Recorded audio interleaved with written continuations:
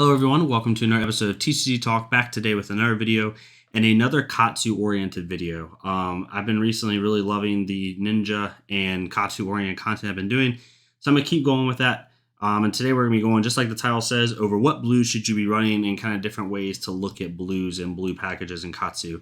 I had this video up a little bit earlier, but I wanted to redo it just because I think there's a better structured way of explaining it, so it makes more sense to newer players and even returning players.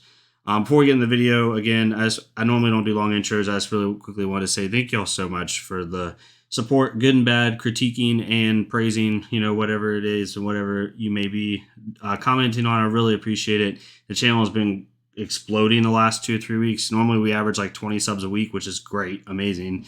But the last week we had like 85 subs, I think. So a lot of new people are coming into the channel, and I welcome you all, and I hope you all enjoy the content. Let me know what you would like to see as we move forward, and yeah, we'll get right into it. So with Katsu, I mainly play the Aggro Katsu. There's 3 types of Katsu that you normally see. There's an aggro-based build, there is a mid-range based build, and then there is a control-based build. The control-based build isn't really as prevalent as usual as it used to be back when Katsu first came out, so like the Ninja Turtle build, so we won't really go over that today. We're going to go over like mid-range versus aggro. And the reason that's important is because your blues kind of differ. And then at the end of the video, please stick around, or if you want to skip ahead, we're going to go over like how it kind of applies to the Everfest meta. So in this, on my left is normally the blues that you'll see in a mid-range build Katsu. You'll see Whelming Gust Waves, Crane Dance, Rising Knee Thrust, Fluster Fist, Fine Center, and Lord of Winds. Typically in a mid-range build, you'll see anywhere from 15 to 18 blues. I'd say 15 and 16 is probably the normal amount that you'll see. Maybe even 15, and then they sideboard in 3 blues or something like that. Who knows? But most times it's around 15 blues, 3 of each blue, right? And with mid-range builds, you're more focusing on having 3-block blues, traditional 3-block blues. Now with Katsu, make sure that everyone understands that with Katsu, you want 0-cost blues, because you cannot attack with your Kodachis, or you can, but they want to have go again unless you're pitching a 0-cost card. So you want to make sure that all your blues have 0 cost, which you notice all of these do. But in the mid-range build, there's around 15 blues, and it more is focusing on using the combo cards to kind of help your strategy of going to get combo pieces if you absolutely have to use the blues. But really, it's for 3-block blues to kind of efficiently block a little bit better as you're going throughout your game. Typically, I'd say the most popular blues you'll see 3 Whelming Gust Waves, 3 Crane Dances, 3 Fluster Fists, usually 3 Rising Knee Thrusts, and 3 Lord of Winds. Typically, if someone's running the Crane Dance line or the Soul Beat Strike line, maybe they'll sub out one of their Fluster Fists for a Fine Center, so they'll run 2 Fluster Fists and 1 Fine Center, but they run around 15 blues, right? That's typically what you'll see with the mid-range build. When you come over to the aggro build, there's 2 ways you can look about doing the aggro build. Aggro builds typically have anywhere from 13 to 15 blues. I see most people around have 13 blues, and then we'll sideboard in 2 blues for like the Guardian matchups, or matchups that are going to go a little bit more longer into the game, like fatigue type matchups. There's 2 ways you can do aggro blues, right? You can stick with your 3-block blue strategy. All of these can be used in an aggro strategy, which you see some Katsus do. Or you can go the route of, I want my blues to be more utility based. So they're 2-block blues. So they're not going to block as efficiently, but they're going to lend more to your aggro strategy, right? Lord of Wind is used in both packages no matter what. But what you'll see in some of the aggro-based blue builds is you'll see blues like Captain's Call, Lunging Press, Soul Beat Strike, and Head Jab. I won't go into each one super in-depth, but basically these lend more to your aggro strategy, right? That you're able to play these on the chain and be able to push through more damage. Soul Beat Strike's really good. It is a 3-block blue, and it attacks for 2, and if it hits go again, most people don't want to block a 2-cost attack or 2-power attack, so sometimes they'll let that through.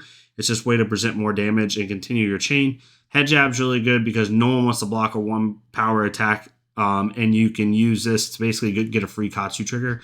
Captain's Call will give any attack in your deck +2 or go again. Lunging Press, attack reaction, and then obviously Lord of Wind. This is one way you can go about doing it. Pre-Everfest, like before the Everfest meta and before like really the Oldheim Guardian Prism meta, I would have said that 2-block blues were important. And you definitely can try these. However, with the Everfest meta, I would shift more to staying on 3-block blues. And currently, like Soul Beat Strike can be put over here, right? And you can use any of these blues. If you want to test out some of the 2-block blues, please do. But for me, I think it's more of you want to use your Kodachis, you want to use your go wide aggro strategy, and these blues lend better to that, right? So those are your 2 packages of blues. Either you go with more of the mid-range build where you run around 15 blues, all 3 blocks. You can run any combination of these. I'd say the only ones that are 100% in every mid-range build are Whelming Gust Wave, Lord of Wind, and Rising Knee Thrust. And then your that's 9 of them. And then your last 6 to 9 blues are going to be between these 3, right? So as we're getting into the Everfest meta, what has changed, and this is what I wanted to explain, it's very important, so make sure you pay attention for this, is a card that was presented in the Everfest meta called Even Bigger Than That, right? What Even Bigger Than That does is it's an instant. Whenever you've dealt physical damage, you're allowed to play it. You can't play it unless you've dealt physical damage. Once you have dealt physical damage, you're allowed to play it at instant speed. Once it's played, you opt cards. At red, you'll opt 3 cards. At yellow, you'll opt 2 cards. And at blue, you'll opt 1 card. I'm typically only running the reds in my deck, so I opt 3. You opt 3 cards, you're allowed to look at them, and then you're allowed to organize them on top of bottom of your deck in any order. And then you draw the top card, or you reveal the top card of your deck. If that top card is greater than the amount of damage you have dealt during the turn, you draw that card and you create a Quicken token. Now, why is that important, right? Well, with Katsu, what you'll do is you'll pitch a blue, and then you'll Kodachi for 1, and most of the time, 9 times out of 10, they're going to let that first Kodachi go. And what that does is, so now you've dealt 1 damage this turn. So then you turn around and you play Even Bigger Than That on top of your Kodachi at instant speed. So then you draw three cards, and all you got to do is find a card that has a base power of greater than 1 damage. So most all your cards in the Katsu deck do this, right? The only ones that don't are your non-attack actions or cards that are not attack actions, which for me is 12 of them. I have 3 Even Bigger Than That, 3 Razors, 3 Ancestral Empowerments, and 3 of another card. So it just depends on what Lunging Press or something like that. Usually it's around 12 non-attack actions. Or 3 Smashing Good Times. And then you have your blues. So the reason it's kind of changing on how blues are run is a lot of the Katsu blues either attack for 1, like a head jab, or 2, like a fine center, right? If we're looking at this from just a 1 to 2 perspective, right? We'll go ahead and organize this real fast for y'all into cards that do this. So as we're looking at it, right? Here's all of our blues because we had 2 Lord of Winds. We have 4 2-power blues. We have Fine Center, Flusterfist, Soul Bead Strike, and Lord of Wind. Then we have 4 1-power blues. Head Jab, Whelming Gust Wave, Crane Dance, and Rising Knee Thrust. And then we have 2 blues that don't attack at all because they're not attacks, right? So how does this affect your blues post Everfest? Well, if you're going to run Even Bigger Than That, you want to make sure as many targets in your deck have over 1 power attack as possible.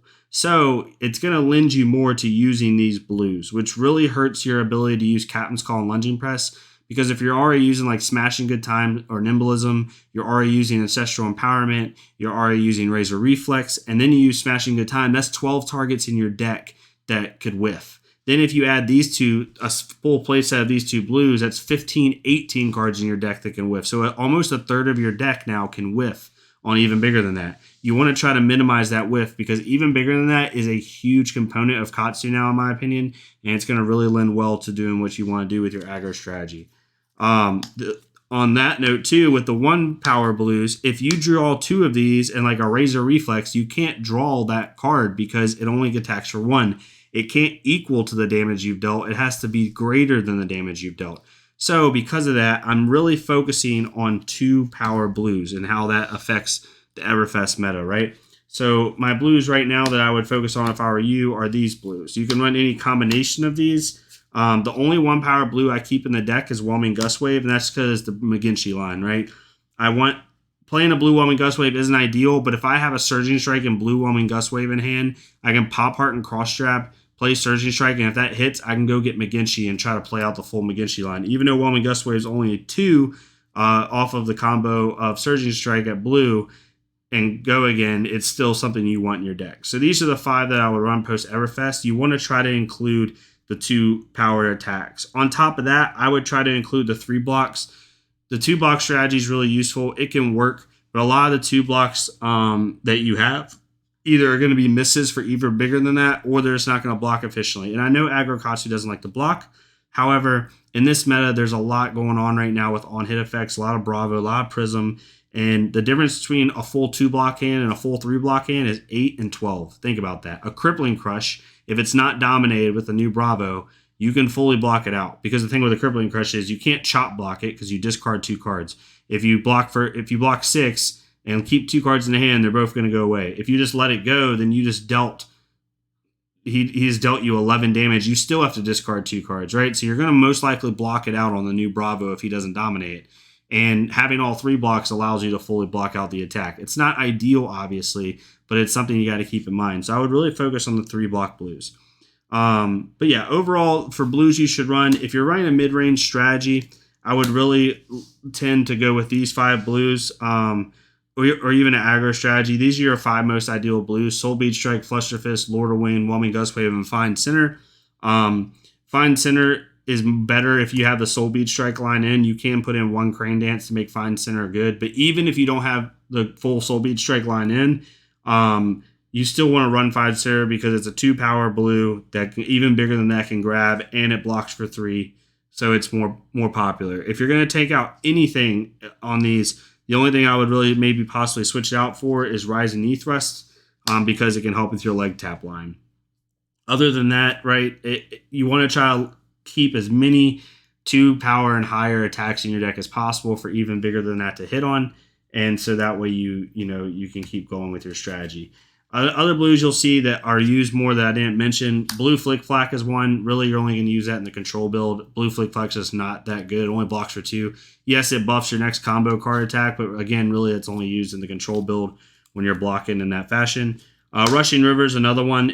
It has a 1-power attack and it blocks for 3, but it really doesn't combo with anything unless you're playing the Torian Tempo line. Some people really like the new Break Tide line, so maybe this would be a good option for your deck. I just don't see it used as much. And another blue that you might see in Katsu from time to time, at least in a Katsu list, is a Time Snap Potion. This is literally a sideboard card. If you ever see this in a list and you're a newer player and you're not sure why it's in there, it's a sideboard card for like Prism or something like that. So you'll see some people run 1 or 2 of these. It just depends. Hopefully this makes more sense with the blues. Like I said, these are the blues you should be focusing on, in my opinion, for the Everfest meta.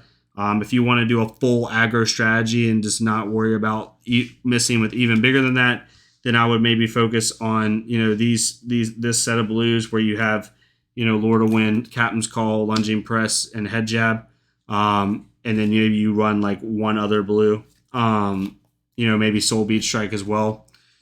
So that's another package you could do. But hopefully this all made sense to you. Hopefully you see the difference between mid-range blues and aggro blues and kind of see what the difference is and what the pluses and negatives are to both. And yeah, I hope you all enjoyed this. Hopefully it made sense. If you have any other things you want me to go over with Katsu or Ninja in general, please let me know. I'll be more than happy to go over it. We'll be going over Lexi and Viscerai here soon, as well as some other Ninja-oriented things with some key cards and key play lines for the Everfest meta. But I hope you all have a good rest of your day. I hope you all have a good rest of your week. Please leave a like, comment, subscribe. If not me, go to another Flesh and Blood creator. Leave a like, comment, subscribe on their stuff so we get more people seeing this game. And yeah, I will see you all next time on TCG Talk. Thank you all so much.